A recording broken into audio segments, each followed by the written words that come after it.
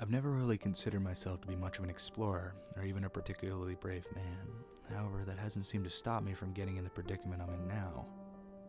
It was around 3 months ago that my girlfriend of 4 years left me for another man, and she really was the last tether keeping me grounded to any semblance of a social life.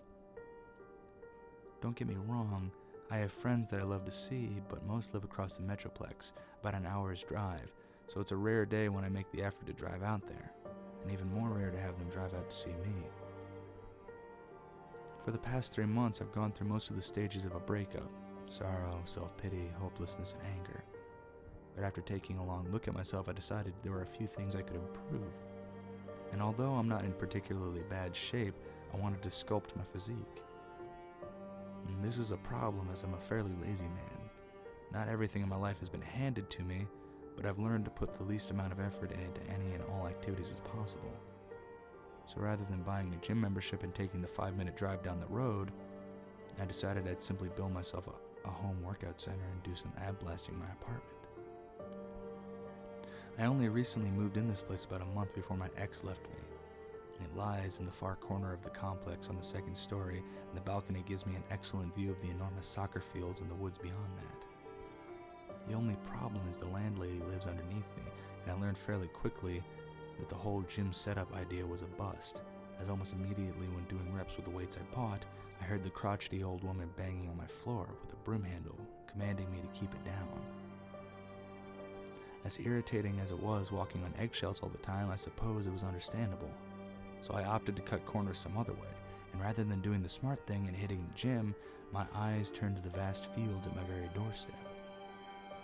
The fields were massive, stretching back several hundred yards, surrounded by dense woodland on either side, other than the front, which faced my apartments, and the equally large parking lot, which was sunken in such a way to be unseen from the main road that led to it. It was October when I first checked out the fields. I live in Texas, so it doesn't get cold here until December, if at all. So I had plenty of time to get familiar with the area before winter hit. I only went at night, preferably past midnight or even 1 a.m., when the large floodlights were shut down and all the late-night teenagers were done with their shenanigans. I would slip through the decrepit fence that shoddily guarded my apartment and disappear into the night. And during this time, I felt amazing.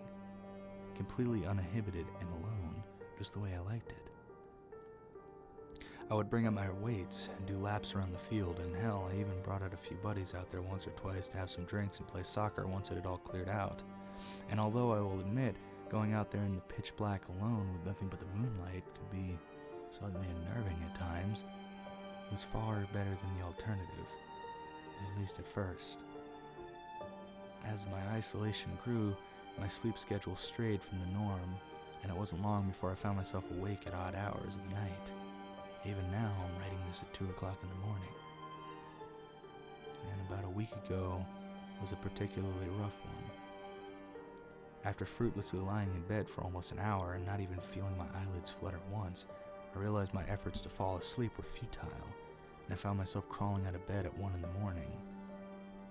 It's strange. Many of the times I find myself drawn to the field.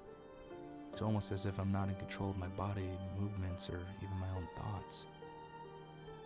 And as I throw my jacket in preparation for the chilly embrace outside, I glanced out my bedroom window, finding to my bemusement that the floodlights in the field were still on.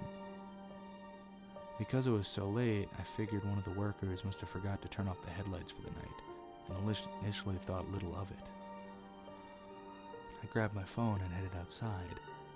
I was feeling strangely courageous that night, confidently strutting out into the barren field, dropping off my shirt and jacket near the edge and feeling like the biggest man in the world. And after putting on some music on my phone, I headed to the center of the wasteland, halfway expecting to see someone out there waiting for me. And the overpowering luminescence of the floodlights combined with the sharp contrast of the utter and complete darkness of the forest encompassing made for an odd sensation indeed. But I still found myself walking into the center of the field and simply observing my surroundings. In the darkness in the early hours of the morning, it is easy for one's mind to play tricks on them, and it was not uncommon for me in the past to do a double take over my shoulder whenever I thought I saw a shadow sprinting through the night, only to see a harmless flag or feel a wave of fear crawl up my spine when I heard rustling behind me, only to discover a plastic bag in the breeze. But this night felt different. The glaring light cast long and dark shadows across the field, and as I marched around, cold and alone, with only David Bowie blaring from my phone to keep me company, I felt remarkably uncomfortable. After kicking a soccer ball around the field for less than 5 minutes, a strong gust of wind hit my shirtless body, leaving me shuddering involuntarily. But this was met by a loud clanging sound of metal on metal from the woods at the edge of the field, which halted my shuddering almost immediately as I stood still as a statue with goosebumps quickly forming up my arms.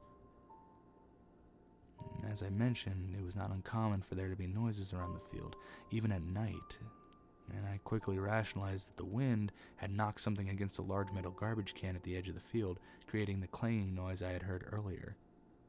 Then I continued with my workout, still in the zone but alert. David Bowie abruptly shut off, jarring me into glancing at my phone. Damn it, I thought. The battery had died. That's when I heard the clanging noise again, and my head snapped back towards where I perceived the noise to have originated from. I waited several seconds, no wind this time. For those who don't know, in a large field such as this, it's nearly impossible to pinpoint just where a noise is coming from because of the effect of echoes can have in such a wide space.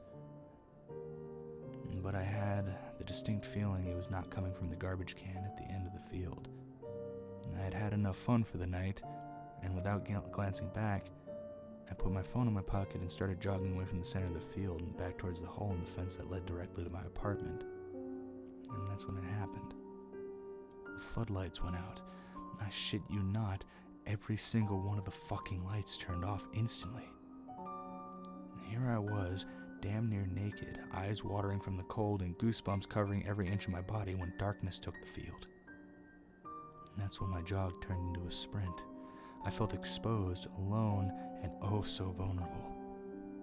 I'm not a feeble or cowardly man, but I knew anyone or anything out there messing with me so late at night had to be even crazier than I was. I still had about 100 yards to run when I glanced behind me. I don't know whether to be grateful or terrified that I saw nothing in the shadows of the night, but either way I ran harder and faster than I had run in a long time. My terror was so severe I completely forgot to grab my shirt or jacket, but immediate relief overtook me once I entered the premise of the complex, squeezing through the broken fence and racing up the stairs, slamming and locking the door behind me. Breathing heavily, I stumbled over to the kitchen and I threw on a shirt, almost completely forgetting about the one I had left behind, and started to boil some water for some tea when I knew I could finally react, and that's when I heard it. Knock, knock, knock. 3 knocks on my door, my front door, at 2 a.m. Law enforcement. That was my first thought. They had finally busted me for trespassing all those times, but I figured if I just calmly explained myself, maybe they'd let me off with a warning. I walked over to my door and grabbed my doorknob, but something stopped me from turning and pulling it open. Instead, I lowered my eye to the circular peephole in the door, figuring I might as well see who it was before I opened. I shakily backed away from the door, with goosebumps immediately re-emerging on my arms and neck. As the familiar sensation of dread radiated through my body, I glanced at the door to make sure it was locked, and for some good measure ran up and threw the deadbolt on. When a second series of thumps reverberated through my small apartment, my view of the people had only been completely black, meaning someone had covered it for some reason that God only knew, but it couldn't have been good. I went out to get my jacket and shirt the next day when the sun was high in the sky, bringing out some semblance of warmth and order to the world. The field was full of parents and kids happily playing soccer, but my articles were gone, along with any signs that anyone or anything was even out there that night. That was 5 days ago, and every night since, the lights in the field have remained on until 2 a.m. without fail. Every single night, at the same time, I hear that metallic clanking in the field, whether there be wind or not. Followed soon after by the familiar thudding at my door. I suppose going to my apartment immediately after was a poor choice, as now, whatever is out there in the field knows who I am and knows where I live. I don't know what to do. I think I should move. Maybe I'll move back in with my parents. I don't know. I need to get away. And I'm fucking terrified. It was this morning that really sent me over the edge. I opened the door at 8 a.m. in order to head to work when I nearly stepped on something. I picked up the ragged piece of cloth, apprehensively thinking it was a garment of some homeless vagrant, when it dawned on me. Although horribly mutilated and torn to shreds, it was still recognizable, and I dropped the cloth in horror.